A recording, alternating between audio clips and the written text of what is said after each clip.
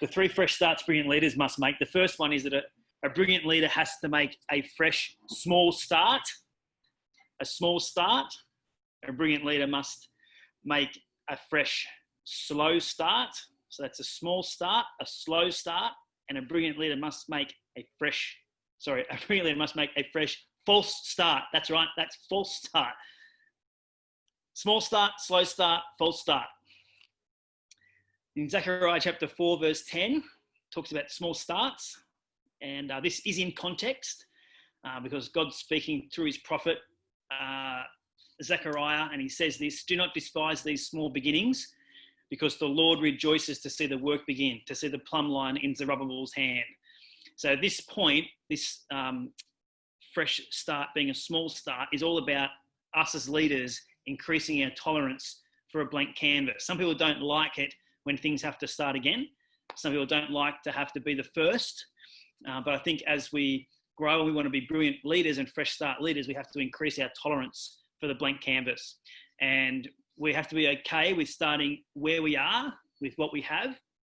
And I think it's so important to remember that that verse tells us that when we start where we are with what we have and don't put it off until we have something more or until we are somewhere else, if we start where we are with what we have, as small as it might be, heaven actually starts cheering us on. The Lord rejoices to see the work begin. There's something powerful attached to pioneering. And I think we can never underestimate the power of heaven cheering us on. So if I'm wanting to draw on the power of God, I know that starting something small actually draws the power of heaven into my life. And I'm just sort of excited about some of the things that we've seen happen in the life of the church, like how we saw the Creative Academy begin as just an idea, a thought, and we started with 0, and we've seen that grow to have, we've seen hundreds and hundreds of students go through the academy. Like we've still got probably 100 something enrolled now. We've got our showcase coming up. We'll have like 60 performers in the middle of like a global pandemic. You guys are still moving forward. And I think that's because heaven's cheering us on, because we're willing to start small. The same thing with, even the small stuff like the grant application for the playground that we're about to sign off on, we have signed off on the contract for today. Like that in the initial phase was just simply a small thing, just a small start, just filling out the form, like asking a few questions and doing the research and getting the plumb line ready to go and lining things up. But now we've signed the contract, and in the space of the next 6 months, I would imagine it will be there, and the fresh small start will be something that is phenomenal. And we've seen others as well. So I just want to encourage you not to despise the small things. So for us, or for you this week, it might be making that phone call that you've been putting off. It might be writing that letter. It might be sending that text message.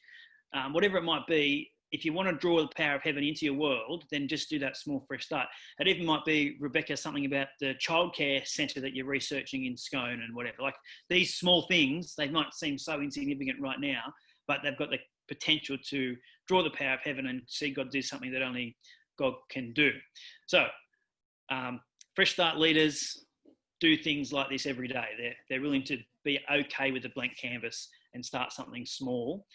A fresh start leader is also someone who's willing to make a slow start. And I want to ask Rachel to speak on this concept, because this is the concept of being a clock builder and not a time teller. Being a clock builder and not a time teller. It's the power of the slow start and the slow burn. So I'm going to hand over to Rachel, and she can give us a bit more context around the difference between a clock builder and a time teller. Yeah, I got it from the author himself, who came up with the concept, and I refer to it all the time.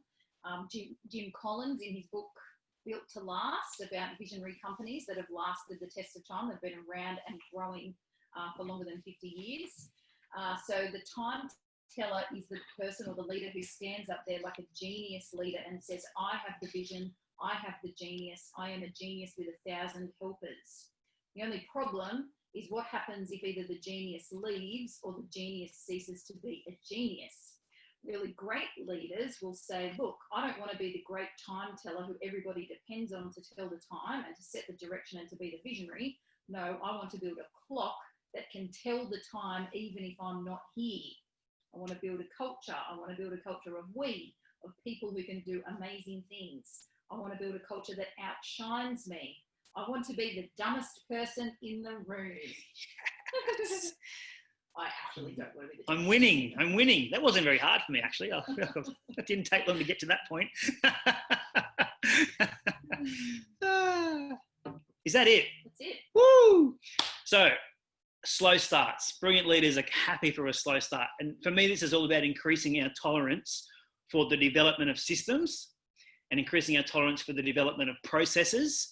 And not just systems and processes, but being okay with or having a tolerance for developing those in a growing environment.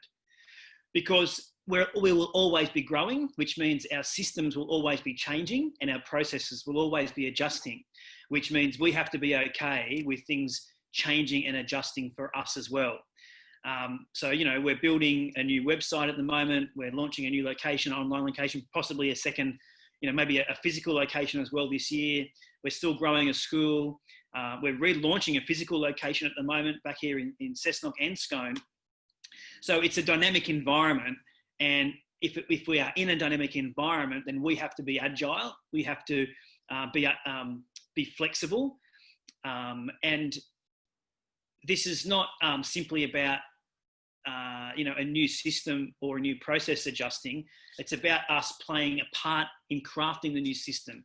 Because you're leaders, you have to remember that. This is speaking to leaders. I'm not speaking to people who are just part of the process. I'm speaking to people who are creating process and creating systems. And we've got to be okay with being the one who builds the clock and builds the system, builds the culture and builds the process.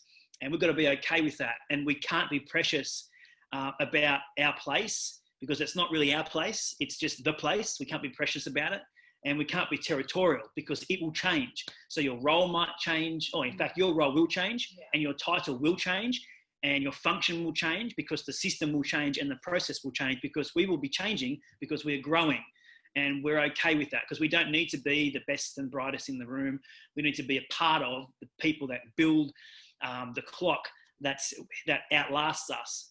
We want to see this church thrive and flourish from generation to generation. So brilliant leaders are always, every day, making a slow start as much as they're making a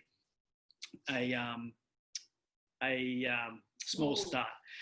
Lastly, and this is probably most importantly, the fresh start leaders are making false starts all the time. And you might think false starts are a bad thing, but I can tell you they're not. This is all about increasing our tolerance for failure.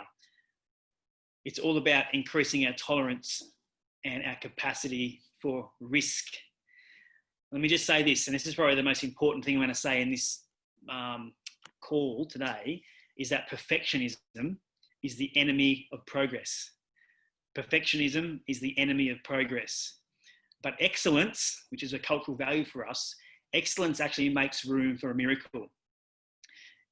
And I say that because excellence is doing the best with what we have. Excellence isn't lowering expectations. Excellence is knowing that our expectations are beyond us, but we're going to work as hard as we can to reach them, knowing we won't, because God will step in and bring a miracle to bear and help us to move to where he's calling us to. So excellence makes room for a miracle, and excellence tolerates risk. Excellence is okay with knowing that things won't be exactly how they need to be, but perfectionism does not tolerate risk. Perfectionism does not tolerate risk. It will not move until it knows the answer. And that is not who we are culturally. We have to be okay with false starts. We have to be okay and have an increased tolerance for failure and an increased tolerance for risk. And I just want to really just thank our team because we've been living with a culture of excellence through the church online season. Because excellence isn't something we do, it's a culture that we're living. So even though we know, I'll explain this, we won't be doing online church forever. Like we knew that we probably weren't going to be doing this forever and never ever coming back to the room. We knew that when we first went online.